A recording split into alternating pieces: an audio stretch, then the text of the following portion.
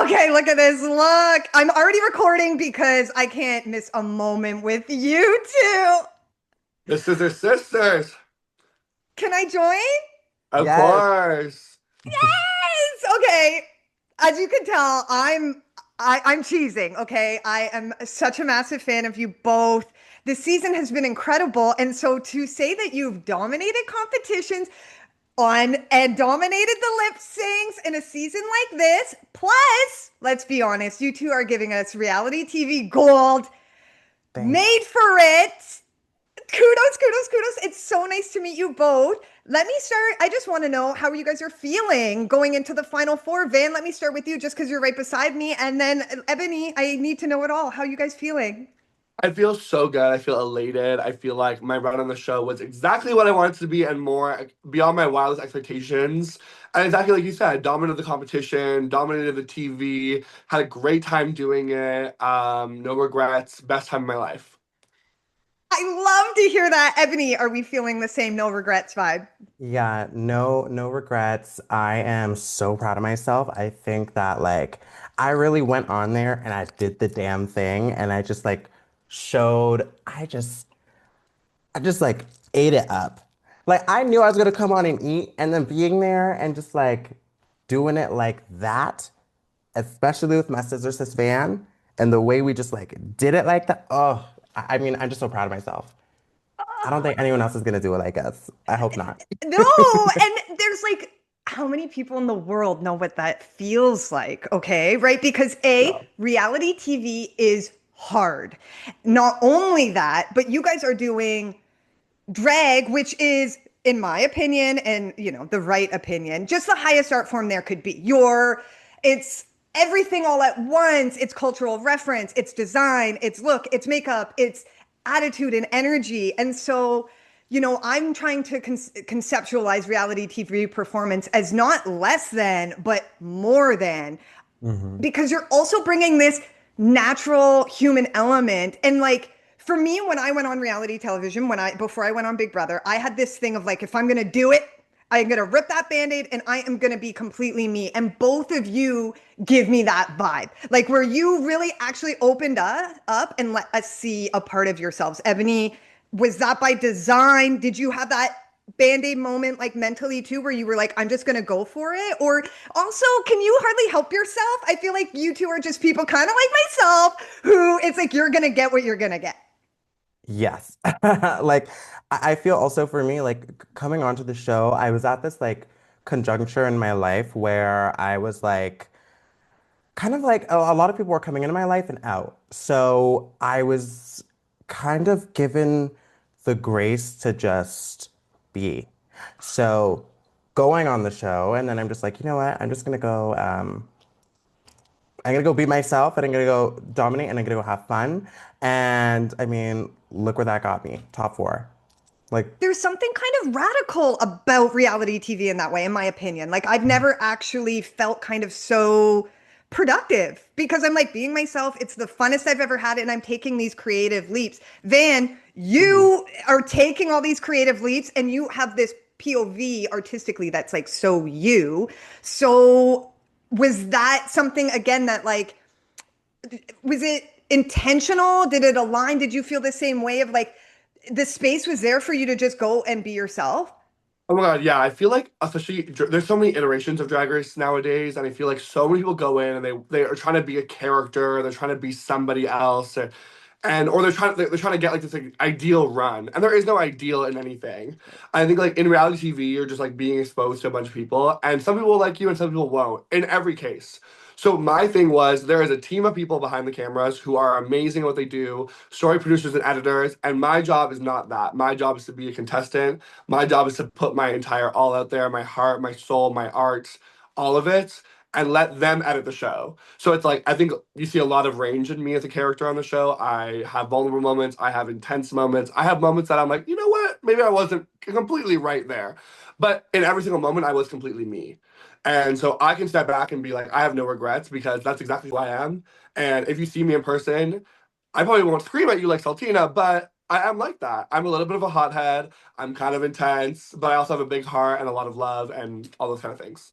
This is what I trusted in the production. And that's how I felt in Big Brother Canada too. And I feel like so many people in the reality TV world are, the perception is that like they're trying to screw you and put you Yes. like this kind of context or framing that it is not you, and they're gonna kind of set you up for failure. And Van, that's so special that you reminded me that that's what my experience was too. I truly felt like when I was going through the casting process and meeting the people who were going to be making this show, I actually felt the opposite of like what the buzz is, and I trusted them. So I was like, you know Yeah. what?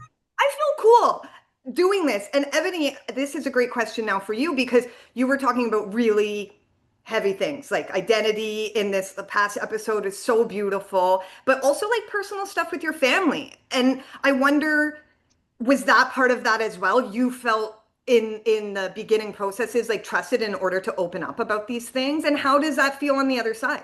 I mean, yeah, like I probably wouldn't have like spoken about some of those things if I didn't trust and feel safe with like production in that environment. Like the one thing I've told like my story producer was like, I'm so grateful and happy for you because you've made me feel so safe and in this environment.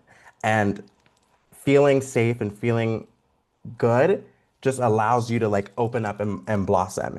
So and yeah, like they're not gonna do you bad. Like why am I gonna try to outsmart them? I can't. I literally we have like I'm just gonna do what I do. And thank goodness you did, honestly.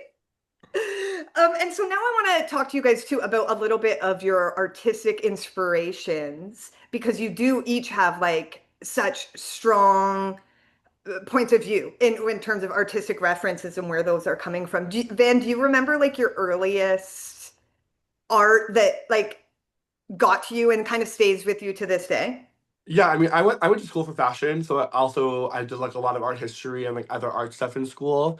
So I feel like my early references are all like fashion and kind of how runway shows made me feel. But I think there's a very theatrical element to fashion as well, and the fashion that I was drawn to, and just like theatrical runways and stuff like that. So I think my drag also comes from like a storytelling aspect. That when I was in school, I would love to create like mood boards and ideas, and I have this whole like character and like what this person would be living like. Um, and so I approach drag the same kind of way. Like I kind of build a character and I build this idea of a person, and then I kind of build the look, the song, the performance, the style after it. But like references from there on, I feel like a lot of art history. Like I love obviously Van Gogh, but more than that, I love like Mark Rothko. I love like modern, like impressionism, like Jackson Pollock. So many to name off the top of my head. Also like surrealism, Salvador Dali, et cetera, et cetera. Um, and then also like burlesque fashion influences like Dita Von Teese and other drag icons like Violet Chachki, etc. Love, love. And that's what, again, why drag is so great because you can bring all these things in. Ebony, I want to give me some of your things that are coming to mind as Van is talking about her artistic inspirations. Honestly, for Ebony, it's just strong black woman and a lot of anime. Like I Ooh. I grew up playing so many video games and watching a lot of anime and seeing these like ridiculous costumes and like huge eyes and like bright colors and like I was always so attracted to that. So I guess like that's kind of where I get my inspiration from. But I would say a lot of my drag in in terms of the way I carry myself and my outlook would be from my mom. Like I've always seen her go through too much, too much, but the way she still like rises above, like when I'm Ebony, I want it to feel light. Like I want it to feel light. I want it to feel welcoming. So as long as I feel that way with whatever I put on, then I know I'm good. Oh, that's so beautiful. Let me tell you, your lip syncs. Okay. I thought I was a fan, and I need to see that in person. Your move, you do, you.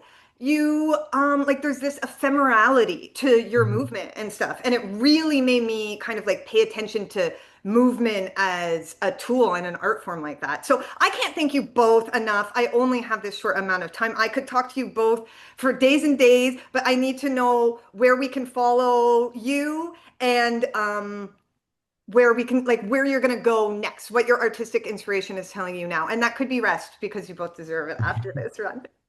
Honey, yeah, the rest is on the way. You can find me on Instagram and TikTok at Ebony La'Belle. My TikTok is absolutely unhinged and hilarious. So if you haven't been able to check that out, please do. And on X at Ebony the Queen. And where you can see me next, baby, I want to win a Golden Globe. So stay Yes. tuned. You can follow me on everything at It's Van Goth. I'm gonna be delving into some more long form content on YouTube after this is over. And you can see me. I wanna work on like a one woman like art history burlesque rock show. But also Ebony and I are working on putting together a little Scissor Sister tour as well. So it'll be like kind of a mashup of our lip sync on the show, other lip syncs on the show, other iconic moments, and kind of the future of the Scissor Sisters. Ooh. Okay, well, I will be the #1 subscriber to that. Thank you both so much for everything you've done on Canada's Drag Race and for joining me here on Facing Reality. Guys, thank you for having Thank you for us. having us. Thank you both so much. Icon. Oh, Baby, winter energy. I was not recording. Oh, yes, I was. Yes,